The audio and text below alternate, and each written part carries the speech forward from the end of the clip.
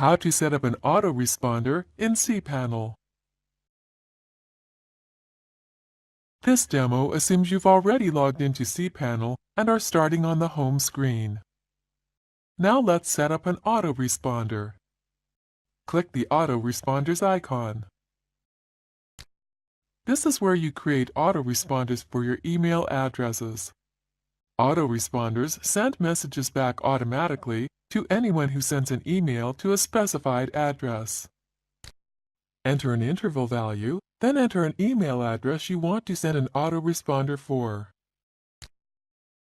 An interval of 8 hours means the autoresponder cannot send more than one email to an address within an 8-hour period. Now complete the rest of the autoresponder email.